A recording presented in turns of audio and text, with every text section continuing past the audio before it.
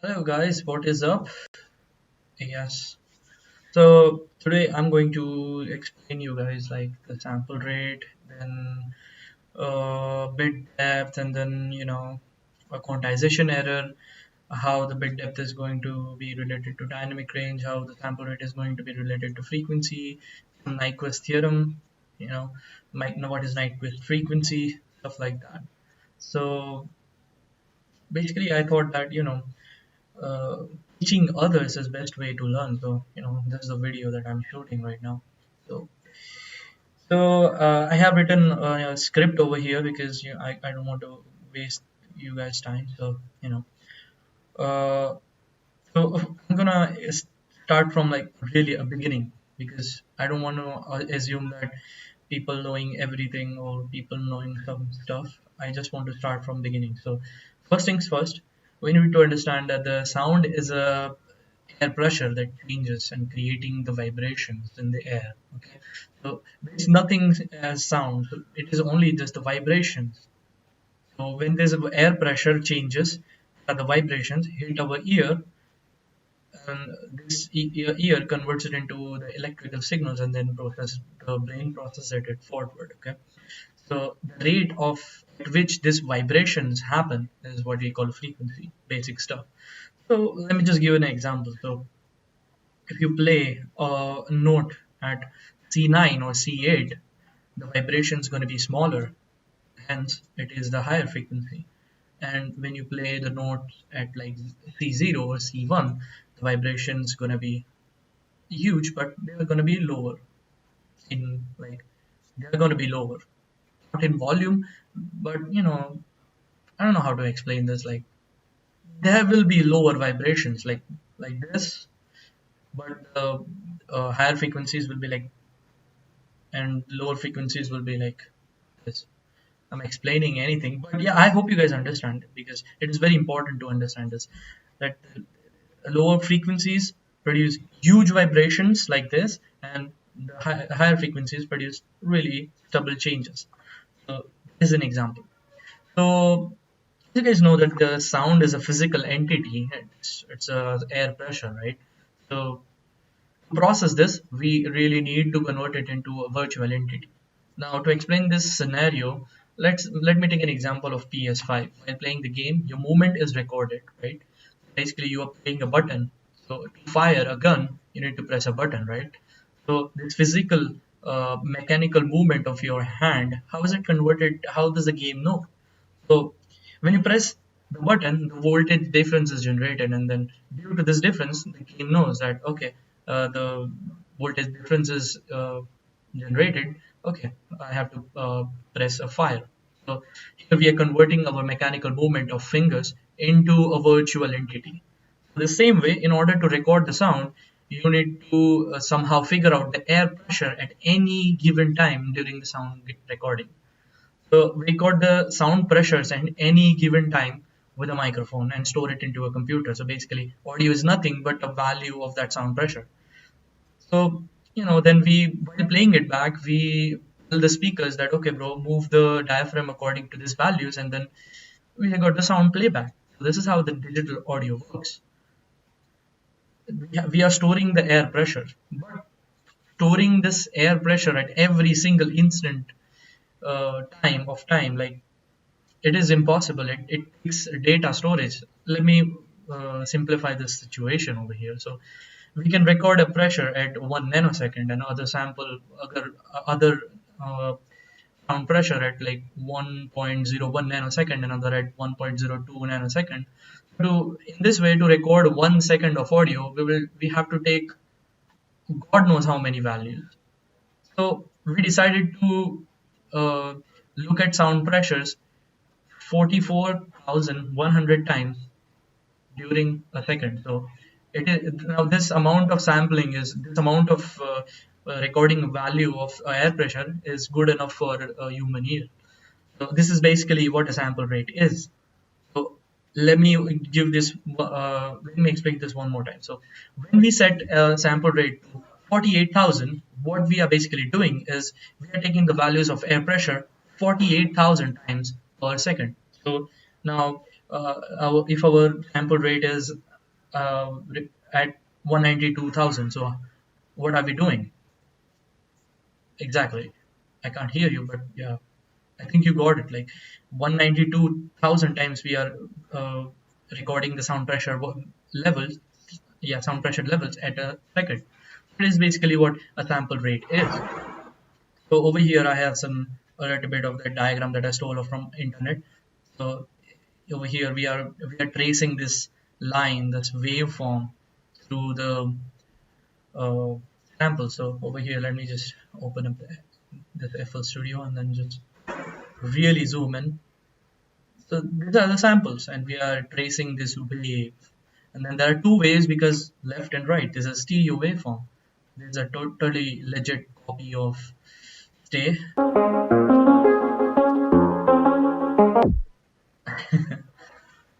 So yeah, now we know what is a sample rate. Okay.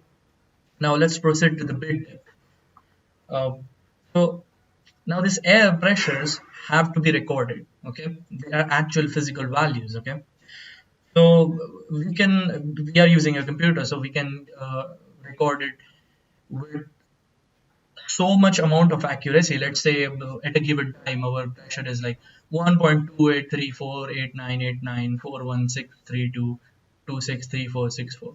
So this is a this is really accurate value of uh, sound pressure. So now why do we need this kind of accuracy? So the lower frequencies have higher pressure difference between the vibrations. So I already told you like this, vibrations happen in the lower frequency are huge like this, and the higher frequencies have, you know, smaller difference. So if this is what is it, diaphragm, then the lower frequency, if lower frequency is coming here, then the vibrations will be like this.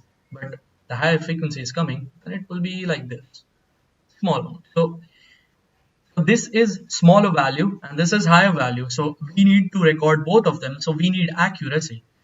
So higher accuracy, the higher the accuracy, higher we can use the high frequency because we are recording such a small amount of change.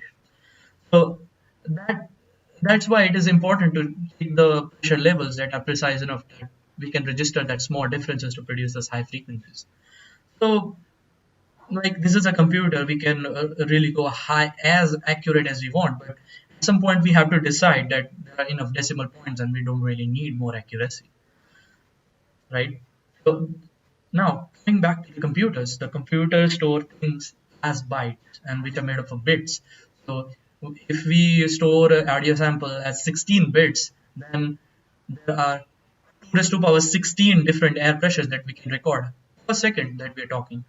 So if a pressure falls between one of uh, these values, we decide that it is good enough and we can just round up or round down. So the more bits, the more precise accuracy, the more accuracy that we can record the pressures. So yeah, but it doesn't matter after 32-bit because, you know, simply it is a lot of, it is really a really big number, and our human ear cannot perceive the higher frequency. So I think 32-bit is really the limit that we can draw to the bit depth. Now, this is what basically the bit depth is. Yeah, if we follow back the diagram, then this is basically how it went. So this is one record. This is one record of sound pressure. There is zero point 0.2. Then we have another 0.4. Then we have another at 0.8. So yeah, that's basically it. And that's why it is related to the dynamic range, which I will be explaining you later. So now, coming to the question that how sample rate is related to frequency spectrum. There's no easy way to explain this, so I figured out that I'll just show something. So this is the recording of stay. Okay. Now, if we zoom in, this is recorded at 48,000. So there are 48,000 samples per second, and we are tracing the waves. And if we turn down the sample rate to maybe 2,000, So now, according to the sample rates definition, what we are doing is taking sample uh, every 2000 times per second and then resample it. So now, take a look. Now take a look at this. So there are fewer snapshots and the wave is being irregularly traced. If I can zoom more, no I can't. So yeah, that's how. And then if we go back to uh, 44,000 sample rate, it is tracing it accurately. But as soon as get we turn down the sample rate at 2000, that's what we get. And notice that because of this change, the higher frequency content is lost.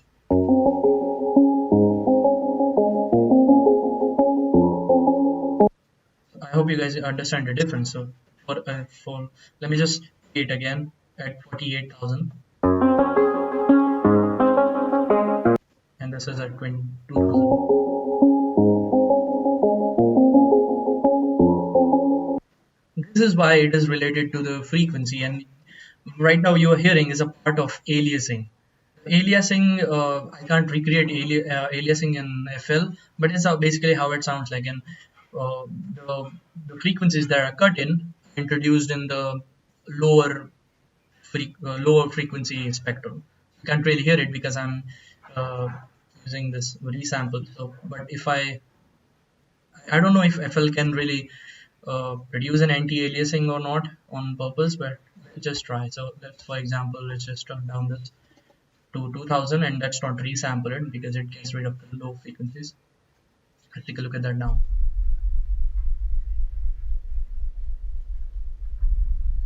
This is basically what aliasing sounds like. But if I resample it and then play it, then FL's algorithm is going to be uh, FL's algorithm is going to be uh, saving whatever frequency is left. Sounds like this. So yeah. Now next is Nyquist theorem. So if Nyquist theorem is basically what it states is like if we want to record 20,000 kilohertz, we have to set the sample rate to 40,000. So another example can be if you want to record 10,000 hertz, then your sample rate can be 20,000 hertz. So whatever your target frequency is, you have to double this sample rate. Okay, so that's what the Nyquist theorem says. And Nyquist frequency is basically that particular frequency that you want to record. That is, if you want to record 20,000 kilohertz, then the 20,000 kilohertz is going to be your frequency. Now, anti-aliasing. I mean aliasing. So like I told you that, like I showed you that we record something over, like for example, there's 2,000 hertz of sample rate. If I change it to 2,000 hertz of sample rate, then the high frequencies got reduced. I mean, got killed off.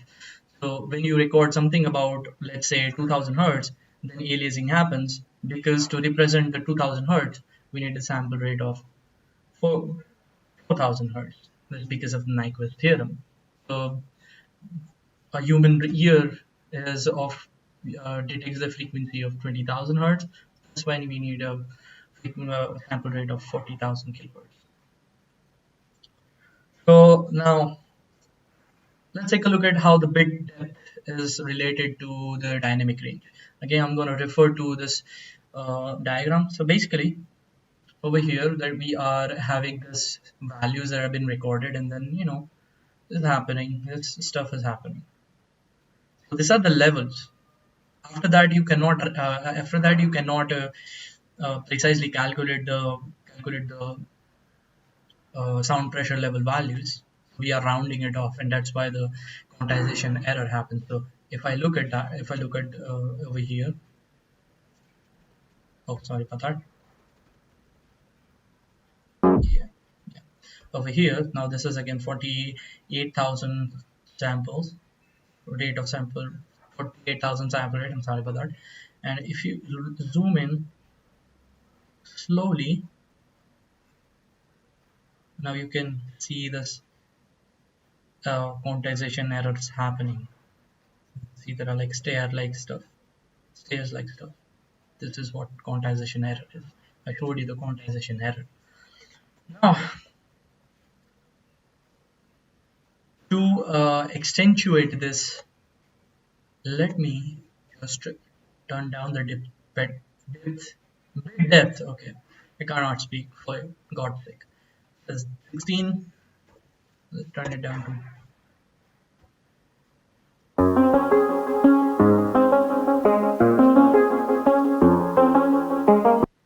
the noise is introduced. Again, if we run the script one more time, now this time to 4.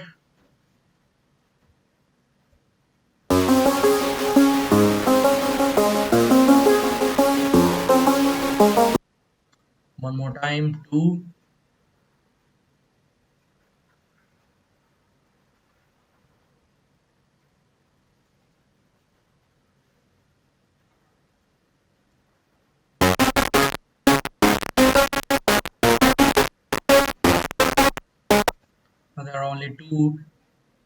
Now there are only two stages that we can record the pressure values. That's why it's like that. So yeah, I guess I have explained you guys everything. I guess uh, if you guys have any doubts, just send me a message, DM, or just type it in a comment. So you know, if I can, I will clear it, of course. So yeah.